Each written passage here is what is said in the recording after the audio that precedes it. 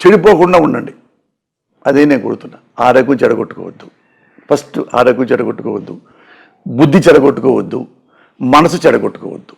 ఈ 3 బాగుంటే ఎక్కడైనా పైన బతకొచ్చురా అన్న. ఏమనిపిస్తుంది పోసాని గారు, చిన్నప్పటి నుంచి గడిపిన పరిస్థితులు, ఎదురు అయిన సందర్భాలన్నీ ఒక్కసారి లైఫ్ని వెనక్కి తిరిగి చూసుకుంటే ఇప్పుడు జనరేషన్కి మీరు గతంలో చూసిన ఆ జనరేషన్కి డిఫరెన్సియేషన్ ఎలాగ అనిపిస్తుంది? మీ లైఫ్ని మీరు ఎలా ఎక్స్ప్లెయిన్ చేయగలుగుతారు? అంటే ఒక లైన్ చెప్తా, దీని సంబంధం లేకుండా. ఒకప్పుడు మేము చిన్నప్పుడు ఉన్న పెట్టుండేదంటే ఊళ్ళో ఎన్ని పార్టీలైనా ఉండుగాక ఎలక్షన్ దాకా వాళ్ళ ఓటు వాడేసుకుంటాడు, వీళ్ళ ఓటు వీడేసుకుంటాడు. ఈ పడవన బజార్ వాళ్ళు, ఈ కమ్మవాళ్ళు ఈ పార్టీ కొట్టేసుకుంటారు. ఆ పక్క తూరు బజార్ వాళ్ళు ఇంకోళ్ళు ఓటేసుకుంటారు. అటు మనం సత్యం గారికి ఆయన ఓటేసుకుంటారు. ఈ పక్క ఉన్నవాళ్ళు ఆలపాటి రామస్వామి గారికి ఓటేసుకుంటారు. ఎలక్షన్ అయిపోయింది, ఒకళ్ళు ఓడిపోయారు, ఒకటి గెలిచారు. అయిన తర్వాత మొత్తం మళ్ళీ ఒకటిగా ఉండేవాళ్ళు. మళ్ళీ ఎలక్షన్ దాకా తప్పితే ఇంకా ఊళ్ళో ఈ రాజకీయాల గురించి గొడవలే లేవు. మళ్ళా అదే పగతో ఆ పక్క వాళ్ళు ఈ పక్క వాళ్ళని చూసుకోవడానికి అవి కూడా లేవు. నేను ఉన్నా, అందరూ మళ్ళీ గెలిచి మళ్ళీ అయిపోయిన తర్వాత మళ్ళీ అక్కడ కూర్చొని పల్లెటూళ్ళలో అక్కడ టీలు తాగుతాం, కబుర్లు చెప్పుకుంటా, అట్లుండేది.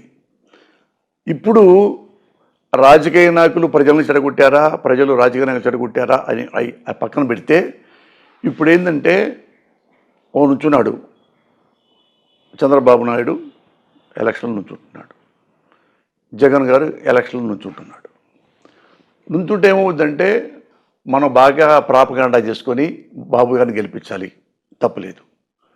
ఇప్పుడు అలాంటి వాడు జగన్ గారు ఆయన ఆశలు ఆశయాలు, ఆయన ఏం చేసిన సర్వీసు అవి చెప్పుకొని జనాన్ని మనం మొబిలైజ్ చేసుకొని మనం గెలిపించుకోవాలి.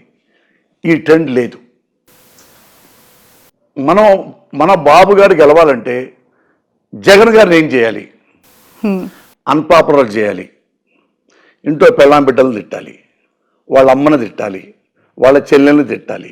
ఆయనతో ఎవరైనా చచ్చిపోతే జగన్ మీనే వెయ్యాలి, జగన్ భార్య మీనే వెయ్యాలి, భారతి గారి మీద వెయ్యాలి.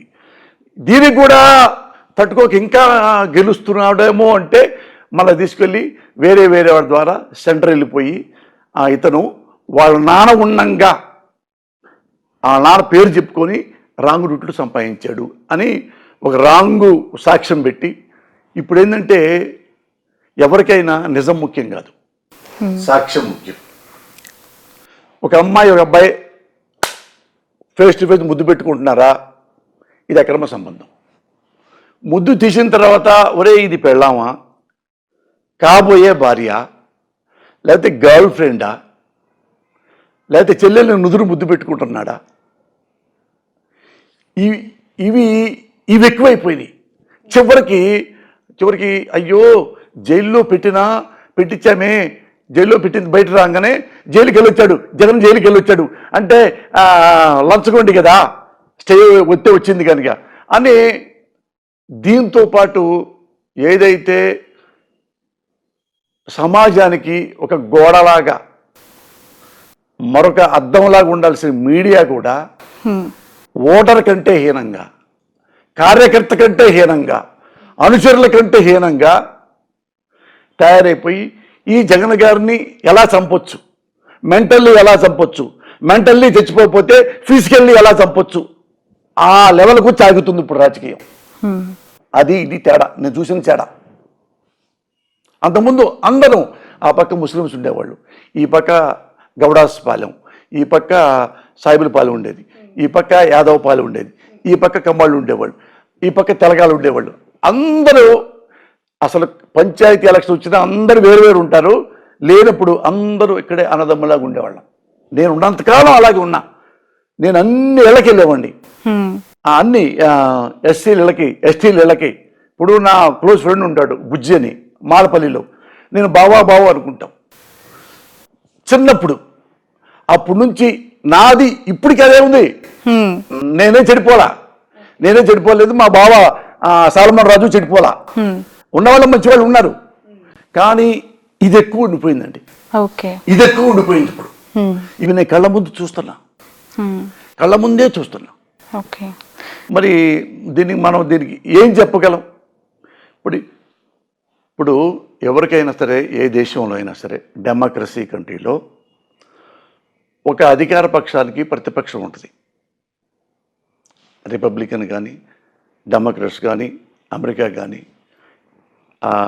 బ్రిటన్ కానీ, ఎక్కడైనా కానీ, మన ఇండియా కానీ, డెమోక్రట్స్ కంట్రీలో ఎలక్షన్లో గెలిస్తే, సపోజ్ కాంగ్రెస్ గెలిచింది అనుకోండి, బీజేపీ ప్రతిపక్షంగా ఉంటుంది. బీజేపీ గెలిచారు వాజ్పేయి, కాంగ్రెస్ ప్రతిపక్షంగా ఉంటుంది. ఉన్నప్పుడు ఒకప్పుడు ఏమయ్యేదంటే, ఏమండి ప్రధానమంత్రి గారు ఈ తప్పు జరుగుతుంది, ఇది తప్పు దిద్దుకోవాలి మీరు అని ఉండేది ఒకప్పుడు.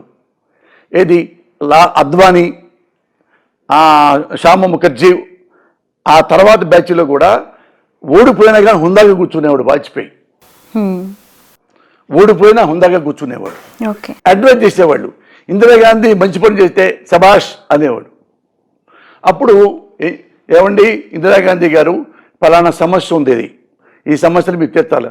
అప్పుడు ఆమె వెళ్ళిపోయి పివి నరసింహరావు గారితోనూ మరొకరితోనూ అందరితో కూర్చొని ఈ ఫలానా వాజ్పేయి గారు ఈ సమస్య చెప్పాడు, ఈ సమస్యని ఎలా ఎరాడికేట్ చేయాలి, ఎలా నాశనం చేయాలి ఈ సమస్యని అన్నప్పుడు తీవ్రంగా ఆలోచించి వాజ్పేయి గారు ఇదిగో దీన్ని ఎలా పరిష్కరించేశాం, ఈ సమస్య తీర్చేశాం, శభాష్ ఇందిరాగాంధీ గారు, థ్యాంక్ యూ. అది అప్పుడి ఆచారం, పద్ధతి, విధానం, నమ్మకం అవి ఉండేవి. ఇప్పుడు ఇప్పుడు ఇప్పుడు పోసాన అనేవాడు ఉన్నాడు, ఒక పెద్ద ముఖ్యమంత్రి ఎవరో ఉన్నారు, లేదా ప్రధానమంత్రి ఉన్నాడు. నేను ఏమండి ఈ సమస్య ఉంది, దీన్ని ఇలా ఉంది, అవునా, అవునండి కరెక్టే ఉంది, ఆ సమస్య తీర్చండి అని చెప్పి నేను ఢిల్లీ నుంచి వచ్చానుకోండి. ఇప్పుడు సమస్యను ఎలా చంపాలా అనేది పక్కన పెట్టి పోసాన్ని ఎలా చంపాలా, ఇప్పుడు సమస్యను చంపటం మానేశారు, సమస్యను చంపటం మానేశారు, మనుషులను చంపటం మొదలుపెట్టారు. అంటే ప్రశ్నించే మనుషులని చంపటం అది ఇప్పుడు జరుగుతున్నది. ఎందుకు జరుగుతుందంటే ఆశ, పదవి, డబ్బు, అహంకారం, పదవి, శక్తి, ఒక వ్యవస్థ, వీటిని నమ్ముతున్నారు. లేకపోతే ఎవడైనా కానీ ఒక అధికార పక్షానికి ప్రతిపక్షంగా ఎవరు ఉండాలి? జగన్ గారికి ప్రతిపక్షంగా ఎవరు ఉండాలి? చంద్రబాబు నాయుడు గారు ఉండాలి. జగన్ గారి పరిపాలనలో ఏమైనా లోటుపాట్లు ఉంటే అసెంబ్లీలో కూర్చొని ఈ తప్పు జరిగింది, ఇదిగో ఈ సాక్ష్యం ఉంది, దాన్ని సరి చేసుకోండి, సరి చేసుకోకపోతే నెక్స్ట్ ఓడిపోతారు, చంకనాకి పోతారు అని అడ్వైజ్ చేసి తప్పులే. కానీ ఇప్పుడు అది న్యాయమైన ప్రతిపక్షం. ఇప్పుడు ఆంధ్రదేశంలో ప్రతిపక్షం ఏంటో తెలుసా? ఒక వర్గం మీడియా. ఒక వర్గం మీడియా అంటే కమ్మ మీడియా, వాళ్ళే ప్రతిపక్షం. ఇక ప్రతిపక్షం లేరు జగన్కి. ఇది ఇండియా, ప్రపంచంలోనే కాదు ఇండియాలో కూడా సరికొత్త విధానం. ఏది మామూలుగా కరోనా వస్తే కొత్త ఇంజెక్షన్ వచ్చింది, అలాంటి ప్రతిపక్షాన్ని రిప్రజెంట్ చేస్తున్న ఒక వర్గపు మీడియా అని చెప్పి బాహటంగా చేస్తున్నారు కదా.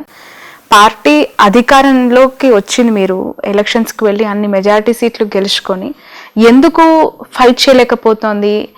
ఎందుకు అధికారంలో ఉండి కూడా ఎదుర్కోలేకపోతుంది ఆ మీడియాని? అది ఒకటి గుర్తుపెట్టుకోండి, మీడియా అంటే ఒక కార్యకర్త కాదు, ఒక ఎమ్మెల్యే కాదు, అంటే ప్రతిపక్ష పాత్ర మీడియా పోషిస్తుంది అని చెప్తున్నా. ఈ మీడియా అంటే ఒక కార్యకర్త అయితే పక్క డోంట్ వర్రీ పో, ప్రతిపక్షంలో ఉన్న ఎమ్మెల్యే అయితే విమర్శిస్తాడు, డోంట్ వర్రీ పో. కానీ ఒక మీడియా, ఒక పేపర్ మొత్తం ఒక ప్రభుత్వాన్ని తిడుతూ రాస్తుంటే, ఒక మీడియా టీవీ మొత్తం ఆ ముఖ్యమంత్రి తిట్టడానికే పొద్దున సాయం దాకా ఆరాట పడుతుంటే ఆ ప్రభుత్వం ఉక్కిరి బిక్కిరి అవుద్ది. ఆ తర్వాత జనం నమ్ముతారు, జనం నమ్మి మన పేపర్ చూసి, మన టీవీ వార్తలు చూసి ఈయన ఓడించవచ్చు, మనకేమో వాడిని ముఖ్యమంత్రిని చేయొచ్చు. ఇది ఇప్పుడు ఆంధ్రదేశంలో నడుస్తుంది. లేకపోతే ఒక మీడియా అనేవాడికి ప్రభుత్వం గురించి తప్పులేదు మాట్లాడాలి, ప్రజల్ని చైతన్యవంతం చేయాలి, తప్పులను ఎత్తి చూపించారు. ఎక్కడెక్కడ ఎమ్మెల్యే అవినీతి పని చేశాడు, మంత్రి అవినీతి పని చేశాడు, ముఖ్యమంత్రి ఇంత అవినీతి పనులు చేస్తున్నాడు అని సాక్ష్యంతో మీరు బయట పెట్టచ్చు, ప్రజల చేతివరం చేయొచ్చు. ఏమీ లేకుండా గాలిలో కూడా మనం సృష్టించలేం. అలాంటివి పొద్దున్న నుంచి సాయంత్రం వరకు మీరు జగన్ గారు ముఖ్యమంత్రి అయిన దగ్గర నుంచి ఆ రోజు ప్రింట్ అవుతున్న ఈనాడు పేపరు, ఈ 4 ఏళ్ళు దాకా వచ్చిన ఈ 4 ఏళ్ల పేపర్లు మీరు పక్కన పెట్టుకోండి. ఆంధ్రజ్యోతి ఆయన గెలిచిన మొదటి రోజు నుంచి ఈ రోజు వరకు ప్రతి ప్రింట్ మీరు పేపర్ పెట్టుకోండి. ఆ రోజు నుంచి ఈ రోజు వరకు ఈటీవీ చూడండి, ఆ రోజు నుంచి ఈ రోజు వరకు TV5 చూడండి, ఆ రోజు ఈ రోజు వరకు ABN చూడండి. ఇక్కడ 1% జగన్ గారు ఇది చేస్తున్నాడు, ఈ మంచి పని చేశాడు, ఒక్కటే బోతద్దబిట్టినా కనపడదు. అన్ని బూతులు, అన్ని తిట్లు. మనం అనుకుంటాం కదా జనం ఇప్పుడు కొత్తగా వైఎస్ఆర్ ప్రభుత్వం వచ్చిన తర్వాత ఏందండి ఎలా తయారైపోయారంటే, కోడలు నాని ఆవేశంగా 2 మాటలు అన్నాడు, పేరు నాని కొన్ని మాటల ఆవేశంగా అన్నాడు. అంటే బూతుల ఎమ్మెల్యే, బూతుల మంత్రులు ఉన్నారు, ఓహో బూతుల మంత్రులు. చివరికి కమ్యూనిస్టు నారాయణ కూడా బూతుల మంత్రి అని వాడటం జరిగింది. దురదృష్టం ఏంటంటే ఇంత నాయకులు ఉన్నారు, చదువుకున్న నాయకులు ఉన్నారు, ఈ పేపర్ వాళ్ళు ఉన్నారు. ఈ సమాజం దేని వల్ల నాశనం అవుతుందంటే ఒక బూతు మాట వల్ల నాశనం కాదు. నేను మా అబ్బాయి తప్పు చేశాడు అనుకోండి, అరే నీ కాళ్ళు ఎరగొడతా. నేను తప్పు చేశాను అనుకోండి, అరే డాడీ నీ కాళ్ళు ఎరగొడతా, చంపేస్తా నా కొడక. ఈ బూతు మాట వలన ఇల్లు నాశనం కాదు, సమాజం నాశనం కాదు, బూతు పని వల్ల సమాజం నాశనం అవుతుంది. బూతు పనులు చేసేది ఎవరు? రామోజీరావు. బూతు పనులు చేసేది ఎవరు? బూతులతలు రాసేది ఎవరు? రాధాకృష్ణ అనేవాడు, ABN. బూతులు తిట్టించేది ఎవడు? BR నాయుడు, TV5 అనేవాడు. సాంబడ్ అనే ఒక లఫ్ట్ గాడు, ఒక యాంకరు మాట్లాడేవాడు. వీళ్ళు పచ్చి బూతులు. ఇక్కడేంటి ఆ మాట తట్టుకోలేక ఇన్ని అబద్ధాలు చెప్తారా ఎదవల్లారా అని ఒక మాట అంటాడు పాపం కోడాలి నాని. ఓ బూతుల మంత్రి తెలియదా మీకు తేడా? బూతు మాటకి బూతు పనికి నీ తేడా తెలియదా? బూతు మాటే కనపడుతుంది, బూతు పనులు కనపడవు. ఇది ఇలాగా ఈ ప్రభుత్వాన్ని ఎట్టాగానే పడగొట్టాలి. ఫిల్మ్ ఇండస్ట్రీలో పోసాని కృష్ణమురళి అనే వ్యక్తి చాలా సుదీర్ఘ కాలం ప్రయాణం చేశారు.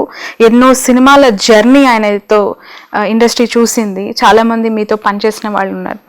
ఇప్పటికీ అప్పుడు కూడా తీసుకుంటే టీడీపీతో పనిచేస్తున్న వాళ్ళు ఆకర్షితులై అఫీషియల్గా జాయిన్ అయిన వాళ్ళు చంద్రబాబుతో చాలా సఖ్యతగా ఉన్నారు. మీరెందుకు ఈ యుద్ధం అంటే వైసీపీ వైపు ఆకర్షితులై ఈ పార్టీలో జాయిన్ అవ్వటం కానీ, పదే పదే చంద్రబాబుని టీడీపీని తిట్టడం కానీ ఎందుకంటారు? ఒకటి గుర్తించాలి శ్రావణి, నా ఫస్ట్ నుంచి 35 ఏళ్ళ నుంచి నా ట్రావెల్ చూడండి. నేను ఒకళ్ళకే అంకితమై నేనేం పనిచేయను. ఎప్పుడు నేను ఒక కార్యకర్తలాగా ఒక లీడర్లాగా ఎప్పుడూ పనిచేయలే. మీరు ఎంక్వైరీ చేసుకోండి, మీరు నా లైఫ్ స్టైల్ చదువుకున్న వస్తుంది నెట్లో కూడా. నేను ఉన్న వాళ్ళలో మంచివాడు ఎవడు, ఉన్నాళ్ళలో వీడు బెటరు, ఉన్నాళ్ళలో వాడు బెటరు అంటే అక్కడ సపోర్ట్ చేస్తా. అంతకుముందు ఎన్టీ రామారావు గారు ఫస్ట్ వచ్చాడు. ఎన్టీ రామారావు గారు కొత్తగా అంతకుముందు కాంగ్రెస్లో అప్పుడు అవినీతి ఎక్కువ జరిగిందని ఆయనకి సపోర్ట్ చేశాను. ఆయన ఎప్పుడు కొంచెం కొన్ని పనులు నాకు పిచ్చి పనుల్లా కనిపించాయి. ఆయనలో ఉన్న ఒక పక్క బలహీనత ఏంటంటే అధికారులను నమ్మడం. ఎవరైతే బ్యూరోక్రాట్స్ ఉన్నారో, ఎవరైతే IAS ఆఫీసర్లు ఉన్నారో, మంచి ఆఫీసర్స్, వాళ్ళ మాట నమ్మటం మానేశాడు. నమ్మడం ఆయనకేంటంటే ఒక గుడ్డి నమ్మకం ఏంటంటే ఎమ్మెల్యేలు లంచాలు తీసుకుంటారు, మంత్రులు లంచాలు తీసుకుంటారు, అధికారులు గవర్నమెంట్ ఉద్యోగస్తులు లంచాలు తీసుకుంటారు. అది ఆయనకి ఎందుకు మైండ్లో పడిపోయింది. అందుకే మంచి అధికారులను కూడా నమ్మేవాడు కాదు. అట్టా ఆ బాధలో కొంతమంది ఇక రిజైన్ చేసి పారేసి సెంట్రల్కి వెళ్ళిపోయారు, ఓకే. కేంద్ర సర్వీస్కి వెళ్ళిపోయారు రామారావు గారి హయాంలో. అట్లా ఆయన కొంత వేరే ఏదైతే డెసిషన్స్ తప్పు చేసినా కానీ ఇలాంటి పొరపాట్ల వల్ల ఏంటంటే అతను చాలా డిగ్రేడ్ అయిపోయాడు. అరే ఏంటి బాబు ఈయన, నేను బాగా చదువుకున్నాడు కదా, ఈయన కూడా ఏంది ఈ అధికారుల్ని నమ్మడం, ఇంకోళ్ళని నమ్మడం, వాళ్ళు అలిగి వెళ్ళిపోతున్నారు, అది తెలుసుకోలేకపోతున్నాడు ఏంటి అనే మాకు ఉండింది అది.